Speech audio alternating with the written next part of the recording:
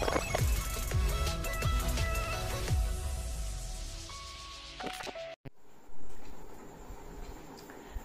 विद्यार्थी मित्रांनो, मी दीपाली कुलकर्णी देशमुख माझ्या विंग्स ऑफ फिजिक्स या चॅनलमध्ये आपलं सगळ्यांचं मनपूर्वक स्वागत करते। आपण केमिस्ट्रीच्या अभ्यासासाठी लक्ष ही सिरीज सुरू केलेली आहे आणि आपण चॅप्टर बघतो आहोत सॉलिड स्टेट, त्याचा पार्ट 2 बघतो आहोत। आता बघा, जर तुम्ही जुन्या क्वेश्चन पेपरचा नीट स्टडी केला तर तुमच्या असं लक्षात येईल की सॉलिड स्टेट हा चॅप्टर खूप सोपा आहे। थोडीशी आकडेवारी जर लक्षात ठेवली तर सगळ्या चॅप्टरचा अभ्यास मॅक्सिमम 2 तासात होऊ शकतो आणि 3 प्रश्न याच्यावर पडतात आणि मग ते जर तुम्हाला मिळवायचे असतील सोप्या पद्धतीने तर तुम्हाला आधी माहित असलं पाहिजे की ह्या चॅप्टरवर कशा कशा पद्धतीने प्रश्न विचारले जातात आणि आपण त्याची कमी वेळात प्रिपरेशन कशी करायची। मग ते करण्याकरता मी तुम्हाला छोटीशी मदत करते आहे। तर आज आपण टॉपिक घेतलेला आहे बघा की पॅकिंग इफिशियन्सी, की त्याच्यावर कसे कसे प्रश्न विचारले जातात आणि मग त्या दृष्टीने तुम्ही जर तयारी केली, एक छोटासा चार्ट लर्न केला तर तुम्हाला कसाही प्रश्न येऊ द्या उत्तर लिहिता येणार आहे। जसं आधीच्या भागात आपण ए आणि आर म्हणजे एज लेंथ आणि रेडियस ऑफ ऍटम याच्यामधलं रिलेशन पाहिलं आणि त्याच्यावरचे प्रश्न पाहिले, तर तसेच आज आपण याच्यावरचे प्रश्न पाहणार आहोत। मग आता बघा, वेळ न घालवता आपण सुरू करूयात। तर पॅकिंग इफिशियन्सी म्हणजे काय असतं, तर packing efficiency that is the ratio of volume occupied by the particles in unit cell divided by total volume of unit cell into 100 हा झाला पॅकिंग इफिशियन्सीचा फॉर्म्युला। म्हणजे जे पर्सेंटेज मध्ये असतं ना ती पॅकिंग इफिशियन्सी असते। आणि तुम्हाला बघा पीवायक्यू मध्ये पॅकिंग फ्रॅक्शन पण विचारलाय, तर मग पॅकिंग इफिशियन्सीला 100 ने भागलं की तुम्हाला ह्या व्हॅल्यूला तुम्ही 100 ने डिवाइड केलं की तुम्हाला मिळतो तो पॅकिंग फ्रॅक्शन मिळतो। मग बघा, म्हणजे जो पॉइंट मध्ये असतो तो फ्रॅक्शन पॅकिंग फ्रॅक्शन असतो आणि जो पर्सेंटेज मध्ये असतो ती पॅकिंग इफिशियन्सी असते। मग आता बघा, इथपर्यंत चार्ट तुम्हाला माहिती आहे। मग काय बघा, तर हे लॅटिस आहे, सिंपल क्युबिक, त्याच्यानंतर base centre cubic, face centre cubic, CCP आणि एचसीपी। मग आता बघा, पॅकिंग इफिशियन्सी आता याच्यासाठी असते 52.36% किंवा त्याला अप्रॉक्स करून लिहितात 52.4%। त्याच्यानंतर बीसीसी साठी ती असते 68% आणि याच्यासाठी एफसीसी किंवा सीसीपी किंवा एचसीपी साठी असते ती 74%। आता तुम्हाला बऱ्याचदा प्रश्न विचारला जातो की सिंपल क्युबिक साठी एम्प्टी स्पेस किंवा वॉइड व्हॉल्यूम किंवा अनऑक्युपाइड व्हॉल्यूम असं विचारलं जातं। मग तो कसा काढायचा, तर 100 मधून पॅकिंग इफिशियन्सी जी काही आहे तुमची ती वजा करायची आणि जो राहिलेला असतो ती असते एम्प्टी स्पेस किंवा त्याला वॉइड व्हॉल्यूम असं म्हणायचं किंवा अनऑक्युपाइड व्हॉल्यूम। या कोणत्याही नावाने प्रश्न विचारला तर याची वजाबाकी करून हे उत्तर लिहायचं। समजलं का? इथं बघा 100 - 68 दॅट इज 32%, इथं 74 - 100 - 74 दॅट इज 26%। तर या पद्धतीने, आणि जर पॅकिंग फ्रॅक्शन विचारला इथं तर 0.523 पॅकिंग फ्रॅक्शन, तर इथं 0.68, इथं 0.74 पॅकिंग फ्रॅक्शन। तर या पद्धतीने तुम्हाला दोन्ही, जर इफिशियन्सी विचारली तरी उत्तर देता यायला पाहिजे, फ्रॅक्शन विचारला तरी उत्तर देता यायला पाहिजे, किंवा एम्प्टी स्पेस किंवा वॉइड व्हॉल्यूम किंवा अनऑक्युपाइड व्हॉल्यूम जर विचारला तरी तुम्हाला हा चार्ट खूप युजफुल आहे। तुमच्या पुस्तकात एवढंच दिलेलं आहे, हा एक्स्ट्रा मी तुम्हाला करून दिलेला आहे। तर हा लिहून काढा। तुम्ही ज्या स्वतःच्या शॉर्ट नोट्स बनवत आहात तर आधीच्या याच्यात जो पहिल्या पार्ट मध्ये जो फॉर्म्युलाचा सगळा चार्ट दिलाय तो व्यवस्थित लिहून काढा, त्याच्या खाली हा लिहून काढा। असे छोट्या छोट्यानी तुमचा तयार होणार आहे। म्हणजे 2 तासात सगळा चॅप्टर अभ्यास करून झाला पाहिजे, म्हणजे 3 प्रश्न फिक्स होतील बाळांनो, 3 मार्क। तर बघूयात आपण आता हा प्रश्न बघा बरं। सीईटी 2021 ला पीसीएम ग्रुपची जी सीईटी होती त्याच्यामध्ये विचारले बघा। प्रश्न असा आहे, what type of crystal structure from following has 52.36% packing efficiency? Option A FCC, B BCC, C hexagonal cubic and D simple cubic. आता हा चार्ट तुमच्या समोर आहे आणि कुणाची पॅकिंग इफिशियन्सी 52.36 आहे, तर सिंपल क्युबिकची, आणि म्हणून करेक्ट ऑप्शन काय आहे? डी आहे.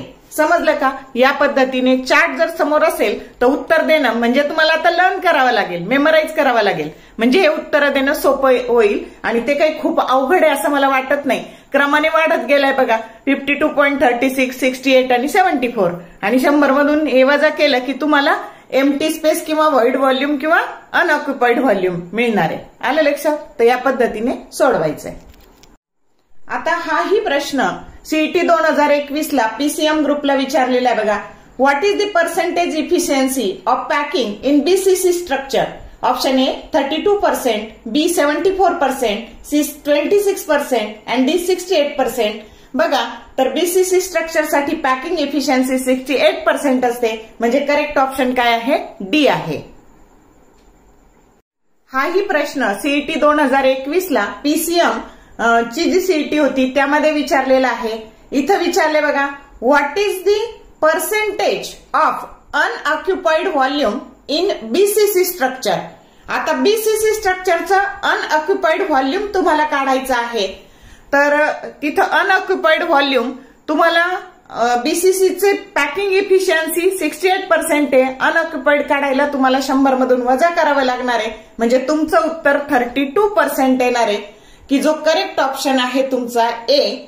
बघा, तर या पद्धतीने याला सोडवायचं आहे. आता हा प्रश्न सीईटी 2021 ला विचारलाय बघा. What is the void volume in the crystal lattice form by BCC unit cell? Option A 26%, B 47.64%, C 30% आणि डी 32%. आता बघा बरं, व्हॉइड व्हॉल्यूम कुणासाठी विचारलाय, म्हणजेच एम्प्टी स्पेस तर कुणासाठी विचारली आहे? तर बेस सेंटर क्युबिक साठी. काय दिसतंय ह्या चार्ट मध्ये तुम्हाला? 32%, म्हणजे करेक्ट ऑप्शन काय आहे? डी आहे. हा चार्ट तुम्हाला खूप उपयोगी पडणार आहे, व्यवस्थित करून ठेवा. आता हा पण प्रश्न सीईटी 2021 लाच विचारलेला आहे बघा. तर what is the total volume occupied by atoms in the BCC unit cell? मग काय बघा, तर बीसीसी युनिट सेल साठीचा टोटल व्हॉल्यूम म्हणजेच पॅकिंग इफिशियन्सी बघा. तर ऑप्शन ए 74%, बी 80%, सी 68% आणि डी 52.36%. मग काय उत्तर आहे? बीसीसी साठी काय आहे? 68%, म्हणजे करेक्ट ऑप्शन काय आहे? सी आहे. आता हा प्रश्न सीईटी 2023 ला विचारलाय बघा. प्रश्न असा आहे, what is the packing efficiency of silver metal in its unit cell? आता सगळ्यात आधी तुम्हाला हे माहित पाहिजे की सिल्वर मेटल याच्यामध्ये कोणतं लॅटिस स्ट्रक्चर आहे? तर फेस सेंटर क्युबिक म्हणजे एफसीसी आहे. तर ऑप्शन दिलाय बघा. ऑप्शन ए 52.4%, बी दिलाय 68.0%, सी दिलाय 32.0% आणि डी दिलाय 74.0%. तर आता बघा, एफसीसी स्ट्रक्चर साठी पॅकिंग इफिशियन्सी असते 74%, म्हणजे करेक्ट ऑप्शन काय आहे? डी आहे. पण इथे तुम्हाला सिल्वर हा फेस सेंटर क्युबिक लॅटिस आहे हे माहित असणं आवश्यक आहे. समजलं का? हा प्रश्न सीईटी 2023 ला विचारलाय बघा. प्रश्न असा आहे, what is the percentage of unoccupied volume in simple cubic cell? Unoccupied volume म्हणजेच एम्प्टी स्पेस किंवा व्हॉइड व्हॉल्यूम. मग ऑप्शन ए आहे 52.4%, बी आहे 47.64%, सी आहे 74% आणि डी आहे 26%. आता चार्ट नुसार दिसतंय तुम्हाला की सिंपल क्युबिक सेल साठी व्हॉइड व्हॉल्यूम हा 47.64% आहे, म्हणजे करेक्ट ऑप्शन हा बी आहे. आता हा प्रश्न सीईटी 2024 ला विचारलाय बघा. What is the packing fraction of metal crystal in simple cubic lattice? Option A 0.476, B 0.523, C 0.680 आणि डी 0.320. तर मी सांगितलं की जो पॉइंट मध्ये असतो तो पॅकिंग फ्रॅक्शन असतो, आणि म्हणून सिंपल क्युबिक लॅटिस साठी तो काय आहे? तर तो येईल 0.523, की जो करेक्ट ऑप्शन बी आहे. म्हणजे पॅकिंग फ्रॅक्शन विचारला तर काय करायचं हे समजलं का तुम्हाला? म्हणजे आहे त्याच्या पुढे फक्त काय लावून द्यायचं? 0 पॉइंट करून आहे ती किंमत तशीच ठेवायची। तर बघा, छोट्याशा 10 ते 12 मिनिटाच्या व्हिडिओमध्ये तुम्हाला प्रश्नांचं स्वरूप कळलं, काय विचारलं तर काय लिहायचं कळलं, एम्प्टी स्पेस विचारला, वर्ड व्हॉल्यूम विचारला किंवा अनऑक्युपाइड व्हॉल्यूम विचारला तर काय करायचं हे सगळं समजलं। तर माझ्या परीने मी तुम्हाला हे खूप सोपं करून सांगण्याचा प्रयत्न केलेला आहे। मला खात्री आहे याचा तुम्हाला निश्चित उपयोग होईल। व्हिडिओ आवडला तर लाईक करा, शेअर करा, त्याच्यानंतर कमेंट टाकायला कंजूसी करू नका, कारण हे खूप कष्टाचं काम आहे बाळांनो। तर किमान तेवढं तरी करा, तुम्हाला आवडत असेल तर लाईक करायला विसरू नका, कारण तीच आमची काम करण्याची ऊर्जा असते, प्रेरणा असते। तर तुम्हाला ह्या छोट्या व्हिडिओंचा भरपूर उपयोग होईल। असे 5-5, 10-10 मिनिटाचे जरी व्हिडिओ केले तर कमी वेळात तुमचा चांगला अभ्यास होईल। आणि तुमच्यासाठी मी खूप सारे शॉर्ट व्हिडिओ बनवलेत बघा। तर प्लेलिस्ट आहे चॅनलला सॉलिड स्टेटची आणि त्याच्यात खूप सारे शॉर्ट व्हिडिओ आहे।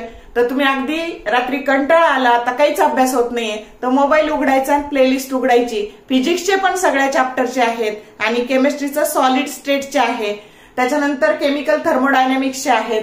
तर तुम्ही ते जर उघडलं तर तुम्हाला म्हणजे वेळ पण तुमचा वाया जाणार नाही आणि हसत खेळत तुमचा अभ्यास पण होईल। त्याच्यानंतर 2024च्या पीवायक्यूची पण सिरीज केलेली आहे। 2024चे जे पीवायक्यू आहेत चॅप्टर वाईज थोडंसं चॅनलला जा आणि बघा, तिथे तुम्हाला आयते प्रश्न सापडतील की रोटेशनल डायनॅमिक्सला काय काय प्रश्न आले। अगदी 7-7, 8-8 प्रश्नांचा मिळून एक भाग केलेला आहे। त्याच्यानंतर मेकॅनिकल प्रॉपर्टीचे जेवढे शक्य झाले तेवढे टाकलेले, त्या सगळ्याचा उपयोग करून घ्या। खूप सारं मटेरियल अवेलेबल आहे माझ्या चॅनलवर, फक्त थोडं उचकून तुम्ही बघा, तुम्हाला अभ्यास करायला निश्चित फायदा होईल। All the best for your study and exam and thank you for watching this whole video.